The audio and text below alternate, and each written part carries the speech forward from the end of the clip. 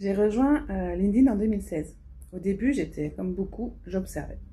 Je lisais les posts, j'aimais discrètement, je likais, sans oser commenter.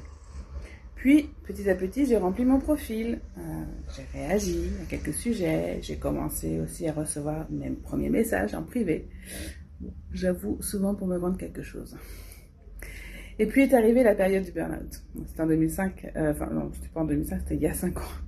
À ce moment-là, LinkedIn est devenu plutôt un miroir. J'y venais pour comprendre, pour lire, pour trouver des réponses. Là, j'étais dans ma zone un peu, on va dire, survie, mais pas vraiment encore dans l'expression. Et un jour, j'ai acheté un coaching. Enfin, plutôt une formation de coach, à vrai dire. Et ce clic-là a vraiment tout changé. De fil en aiguille, j'ai plutôt quitté la posture je subis par celle où j'expérimente. Et j'ai appris à me montrer, à parler de ce que je vivais, de ce que j'apprenais. Donc sortir de ma zone de confort, à ce moment-là, c'était oser dire aussi, voilà où j'en suis, et sans filtre et sans phare. Et peu à peu, tout s'est transformé. Aujourd'hui, je m'amuse ici.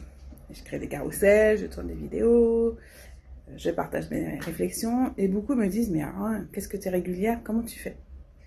Mais en fait, la vérité, c'est que je prends vraiment plaisir à le faire. Et parce que c'est devenu mon espace de créativité, d'expression et aussi de rencontre. Et paradoxalement, plus je sors de ma zone de confort et plus je me sens à ma place. Avant, LinkedIn me servait à observer les autres. Aujourd'hui, ça me permet de m'observer moi en train d'évoluer. Alors oui, vous allez continuer à me voir ici. Et parce que je crois que publier, c'est un peu comme se reconstruire. On apprend à se dire, à s'ajuster et à s'autoriser. Et vous, est-ce que vous arrivez à allier plaisir, progression et objectif dans ce que vous faites ?